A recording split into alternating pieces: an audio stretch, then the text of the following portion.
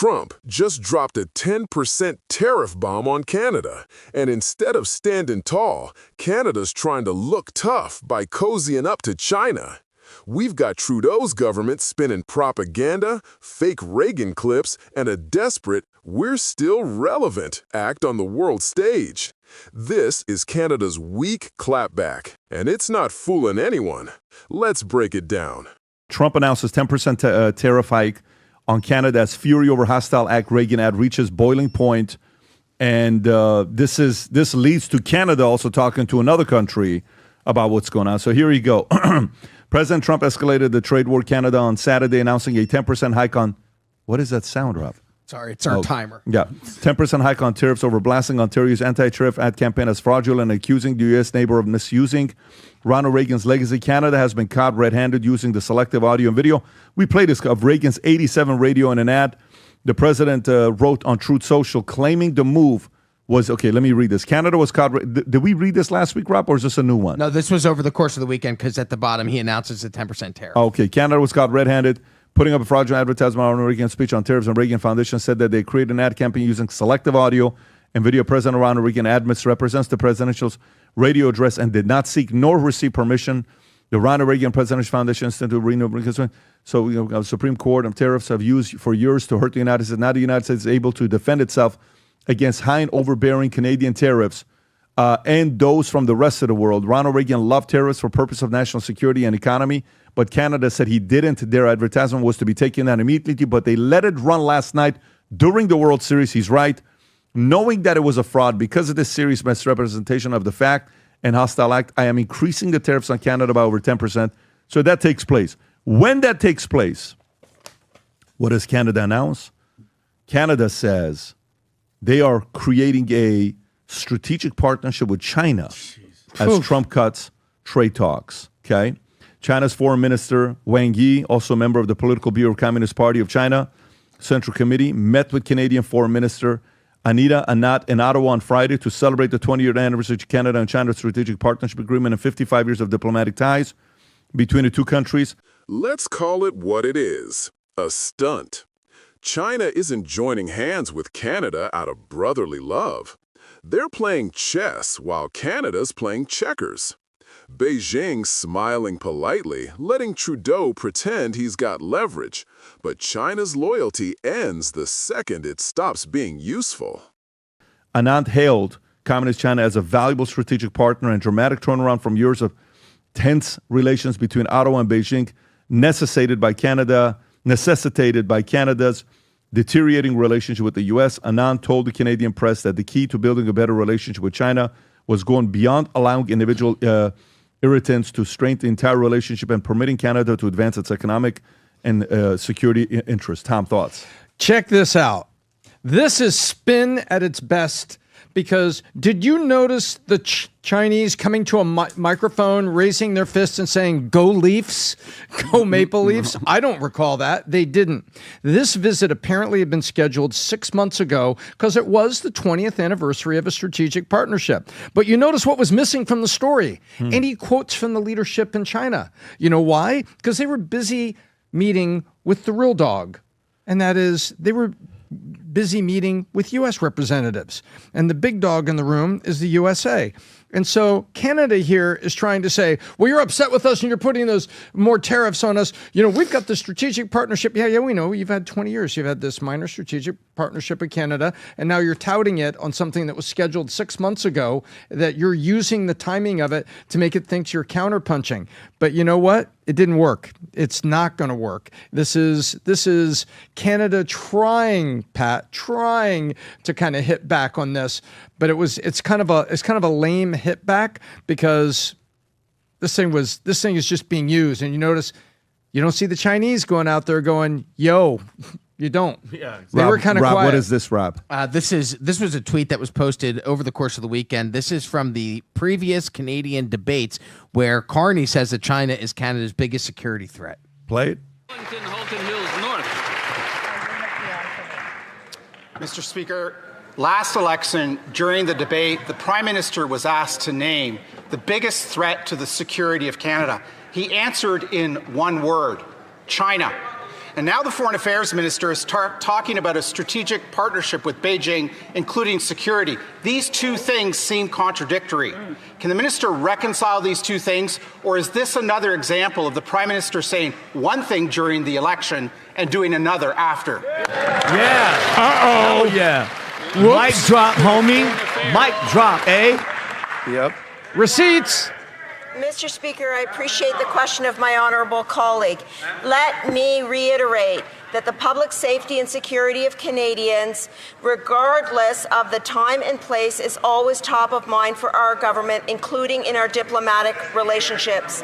At the same time, Canada will continue to become the strongest economy in the G7. And the way we do that, Mr. Speaker, is to diversify our supply chains while making sure we protect our citizens at home. That's fantasy economics.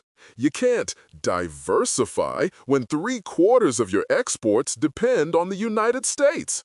It's like saying you're independent while borrowing your neighbor's Wi-Fi. The numbers don't lie, and neither does the dependency. That wasn't a good mic drop. She didn't drop the mic. She held on to the mic right there. Tom. I love how a country that is roughly the size of California in terms of population and influence, steps out and says, and someday we're going to be the biggest of the G7. This is a woman that runs around without a spreadsheet, apparently, as far as I could tell. That's my opinion, at least. But it's a horrible conflict, and it was a bad look. They already were saying this in their parliament. They had this thing there, and so they used the 20-year thing to get after Trump after Trump says, I'm really pissed off about your ad. By the way, the ad was run by Ontario, and Manitoba and Alberta are the Texas, basically, of Canada. And you can go and you can find these little bits from the rest of Canada that said, hey, you know what? That's Ontario running that ad. I don't know if that speaks for everybody. And I know where me and you stand. Tom, your Dodgers better not let a Canadian team beat us in the world. I'm just telling you, that first game, I already know where he was at. You guys, I don't know if you know, people email, fax, do a text. You guys better win the freaking World Series. I'm just telling you right now. Best hitting team in baseball. We got to shut them down. And Vlad is having a playoffs. I will lose my mind if Toronto wins. I just think what's going on in Canada right now is very interesting. It's kind of like a relationship where they've had this relationship with the United States. The United States is, let's say, the man in the relationship, in Canada is like, that's right. If you don't treat me better, I'm going to leave you. And he's like, listen, I'm telling you, this is the rules. You got to, this is fall. You get to live here for free. I'm taking care of you. I'm paying the bills, but there's going to be some rules in this house. And Canada's like, no, I'm going to show you. I'm going to run off and date your enemy, China. And you're like, all right, bro. Like, if you want to go date China, good luck with that. And I'm going to show you. And now they're dating China. And then they realize, why the hell are we dating China now? What? This communist government that we've been sort of like pandering to for a while, this relationship, now you're going to break up with the United States and go hang out with China? It doesn't make sense to me. And now, as much as you Canadians may dislike Trump or hate Trump, believe me, you should fear China way more than the United States. China does not have your best interests in mind.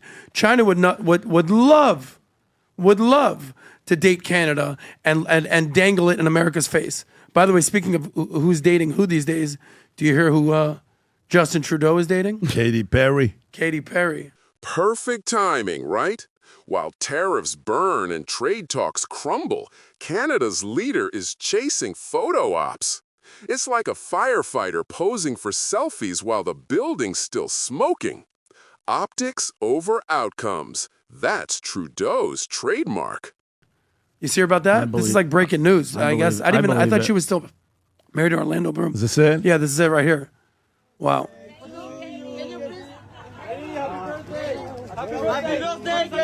Very interesting. I didn't see that one. It doesn't make any sense. Well, it does. Actually, it does, though. Because are you like a hardcore socialist dating a hardcore liberal? I mean, this fully makes sense. Yeah, his mom dated. He makes seriously, his mom dated the Rolling Stones. She dated Mick and Keith, and over the course of a summer. She literally disappeared, and was on the road with them long before instant 24-hour news cycle and the internet and everything like that. But Margaret Trudeau took off one summer and toured with the Rolling Stones. It's a fact. Margaret Trudeau, the mother of Justin Trudeau, was associated with the members of Rolling Stone, particularly Ronnie Wood and Mick Jagger. While the details are spare, she was a groupie. She was known as a party groupie. to the party with the band, and sometimes associated with them during the touring years. All bands need good groupies. And how many hundred pictures were taken at Studio 54 with her? Ooh, tons of them. Well, she was just helping out. She was like a... She was partying. She was absolutely partying. There used to be a Canadian joke. You know what the Canadian joke was? What's that? Remember, she was married to... That's her? Pierre Trudeau. To Pierre Trudeau. Yeah, there we go. First Lady of Canada, hanging out. And it was, hey, did you hear what Pierre did this summer? He built a patio. Yeah. He bought a bunch of lumber, and Margaret laid the stones. That was this Canadian joke back from the late 70s. But do you think the Castro thing happened, Tom? Half of Canada thinks it happened. Oh, really? Well, remember, yeah. I mean, you've seen those. Those are numbers. Don't lumber Let scream, me Pat. tell you, half of Canada believes. I mean, do a poll. Rob, do a poll. Say, if you are from Canada and you know and have read all these years. Run a poll, not do a poll. Do a poll. It's just, Rob, can you run a poll? I know it's with run a poll, do a podcast? line. I always get confused. Whoa. Yeah, but you... Tom. So But, okay. So Justin Trudeau, I didn't realize that he was dating Katy Perry. That's actually big news. It's so typical for like a weak, woke, progressive man to date a strong, independent, feel my roar woman. Like Justin Trudeau makes Orlando Bloom look like Rambo. Like that's where she's at these days. Good for her. I love her. No, All right. Awesome. I don't know. So I, quite honestly, I really could care less. Yeah. Whoever he wants to date, go for him. But to be honest with you, he's done with politics. Now he gets to go and do his thing. You know who's jealous probably of him? Guy named Barack. He's probably jealous. Barack Obama? I'd love to go date my Katy Perry next. Yep. well, I'd love Justin to go Trudeau date my came in Jennifer as like Aniston. the savior of Canada, ruined Canada. They're like completely slipping, and then he just goes out and dates a Hollywood music Look at this woke, guy's hair, huh? singer, and then boom, there it is. At the end of the day, Trump landed the shot. China played the optics, and Canada got caught pretending. This wasn't bold foreign policy. It was a PR stunt gone wrong.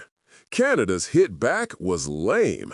If you enjoyed this breakdown, drop a comment, hit subscribe, and take the side seat for more no-filter commentary on the next political circus.